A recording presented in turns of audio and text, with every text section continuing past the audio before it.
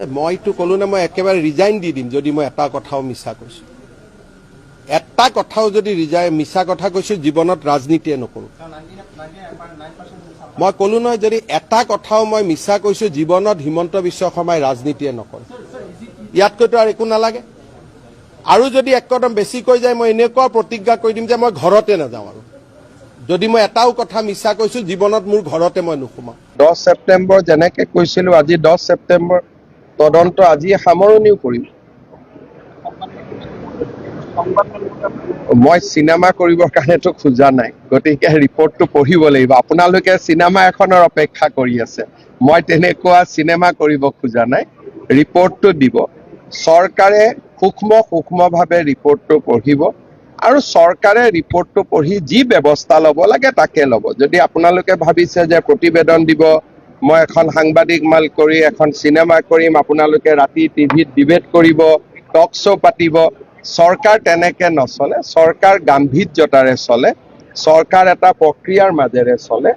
আৰু এইটো যিহেতু বহুত ডাঙৰ গোচৰ এটা, আমি গোচৰটোত যাতে কোনো পৰ্যায়তে তাক আমি এটা আকাংক্ষিত লক্ষ্যলৈ লৈ যাব পাৰো, সেইকাৰণে আমি তাক প্ৰক্ৰিয়াৰ মাজেৰে আমি আগবাঢ়ি যাম। ইয়াতে আমি ৰিপৰ্ট এটা দিলে, মই গুৱাহাটীত সাংবাদিকসকলক মাতি ললো, তাতে আপোনালোকৰ আগত প্ৰমাণখিনি দিলো, এটা টক শ্ব' হ'ল গধূলি, প্ৰশান্ত ৰাজগুৰু বহি গ'ল, অমুক বহি গ'ল, এই ধৰণৰ পৰিৱেশ এটাৰ কাৰণে আমি তদন্ত কৰা নাই। এইটো এটা খুব চিৰিয়াছ ইনকুৱাৰী, দেশৰ সাৰ্বভৌমত্বৰ লগত জড়িত এটা তদন্ত আৰু দেশৰ ৰাষ্ট্ৰীয় সুৰক্ষাৰ লগত জড়িত। গতিকে ৰিপৰ্টটো দিব 6 বজাত, মই পঢ়িম। তাৰ পিছত যি ব্যৱস্থা, ৰিপৰ্টটো পঢ়াৰ পিছতহে মই গম পাম যে এই ৰিপৰ্টটোৰ ওপৰত কি ব্যৱস্থা ল'ব লাগে। মইতো কলো না মই একেবাৰে ৰিজাইন দি দিম যদি মই এটা কথাও মিছা কৈছো। এটা কথাও যদি মিছা কথা কৈছো জীৱনত ৰাজনীতিয়ে নকৰো। মই কলো নহয় যদি এটা কথাও মই মিছা কৈছো জীৱনত হিমন্ত বিশ্ব শৰ্মাই ৰাজনীতিয়ে নকৰে। ইয়াতকৈতো আৰু একো নালাগে। আৰু যদি একদম বেছি কৈ যায় মই এনেকুৱা প্ৰতিজ্ঞা কৰি দিম যে মই ঘৰতে নাযাওঁ আৰু। যদি মই এটাও কথা মিছা কৈছো জীৱনত মোৰ ঘৰতে মই নুসুমাম। 10 ছেপ্টেম্বৰ যেনেকে কৈছিলো আজি 10 ছেপ্টেম্বৰ তদন্ত আজি সামৰণিও কৰিম। মই চিনেমা কৰিবৰ কাৰণেতো খোজা নাই, গতিকে ৰিপৰ্টটো পঢ়িব লাগিব। আপোনালোকে চিনেমা এখনৰ অপেক্ষা কৰি আছে, মই তেনেকুৱা চিনেমা কৰিব খোজা নাই। ৰিপৰ্টটো দিব, চৰকাৰে সূক্ষ্মভাৱে ৰিপৰ্টটো পঢ়িব আৰু চৰকাৰে ৰিপৰ্টটো পঢ়ি যি ব্যৱস্থা ল'ব লাগে তাকে ল'ব। যদি আপোনালোকে ভাবিছে যে প্ৰতিবেদন দিব, মই এখন সাংবাদিক মাল কৰি এখন চিনেমা কৰিম, আপোনালোকে ৰাতি টিভিত ডিবেট কৰিব, টক শ্ব' পাতিব, চৰকাৰ তেনেকে নচলে। চৰকাৰ গাম্ভীৰ্যতাৰে চলে, চৰকাৰ এটা প্ৰক্ৰিয়াৰ মাজেৰে চলে।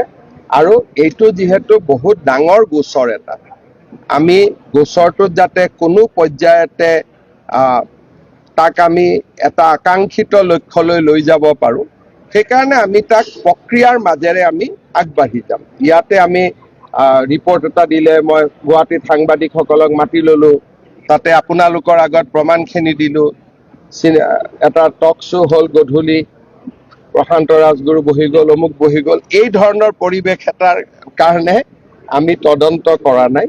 এইটো এটা খুব চিৰিয়াছ ইনকুৱাৰী, দেশৰ সাৰ্বভৌমত্বৰ লগত জড়িত এটা তদন্ত আৰু দেশৰ ৰাষ্ট্ৰীয় সুৰক্ষাৰ লগত জড়িত। গতিকে ৰিপৰ্টটো দিব 6 বজাত, মই পঢ়িম।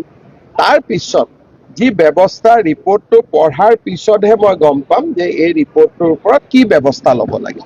মইতো কলো না মই একেবাৰে ৰিজাইন দি দিম যদি মই এটা কথাও মিছা কৈছো। এটা কথাও যদি মিছা কথা কৈছো জীৱনত ৰাজনীতিয়ে নকৰো। মই কলো নহয় যদি এটা কথাও মই মিছা কৈছো জীৱনত হিমন্ত বিশ্ব শৰ্মাই ৰাজনীতিয়ে নকৰে। ইয়াতকৈতো আৰু একো নালাগে। আৰু যদি একদম বেছি কৈ যায় মই এনেকুৱা প্ৰতিজ্ঞা কৰি দিম যে মই ঘৰতে নাযাওঁ আৰু। যদি মই এটাও কথা মিছা কৈছো জীৱনত মোৰ ঘৰতে মই নুসুমাম। 10 ছেপ্টেম্বৰ যেনেকে কৈছিলো আজি 10 ছেপ্টেম্বৰ তদন্ত আজি সামৰণিও কৰিম। মই চিনেমা কৰিবৰ কাৰণেতো খোজা নাই, গতিকে ৰিপৰ্টটো পঢ়িব লাগিব। আপোনালোকে চিনেমা এখনৰ অপেক্ষা কৰি আছে, মই তেনেকুৱা চিনেমা কৰিব খোজা নাই। ৰিপৰ্টটো দিব, চৰকাৰে সূক্ষ্মভাৱে ৰিপৰ্টটো পঢ়িব আৰু চৰকাৰে ৰিপৰ্টটো পঢ়ি যি ব্যৱস্থা ল'ব লাগে তাকে ল'ব। যদি আপোনালোকে ভাবিছে যে প্ৰতিবেদন দিব, মই এখন সাংবাদিক মাল কৰি এখন চিনেমা কৰিম, আপোনালোকে ৰাতি টিভিত ডিবেট কৰিব, টক শ্ব' পাতিব, চৰকাৰ তেনেকে নচলে। চৰকাৰ গাম্ভীৰ্যতাৰে চলে, চৰকাৰ এটা প্ৰক্ৰিয়াৰ মাজেৰে চলে। আৰু এইটো যিহেতু বহুত ডাঙৰ গোচৰ এটা, আমি গোচৰটোত যাতে কোনো পৰ্যায়তে তাক আমি এটা আকাংক্ষিত লক্ষ্যলৈ লৈ যাব পাৰোঁ, সেইকাৰণে আমি তাক প্ৰক্ৰিয়াৰ মাজেৰে আমি আগবাঢ়ি যাম। ইয়াতে আমি ৰিপৰ্ট এটা দিলে, মই গুৱাহাটীত সাংবাদিকসকলক মাতি ল'লোঁ, তাতে আপোনালোকৰ আগত প্ৰমাণখিনি দিলোঁ, এটা টক শ্ব' হ'ল গধূলি, প্ৰশান্ত ৰাজগুৰু বহি গ'ল, অমুক বহি গ'ল, এই ধৰণৰ পৰিৱেশ এটাৰ কাৰণে আমি তদন্ত কৰা নাই।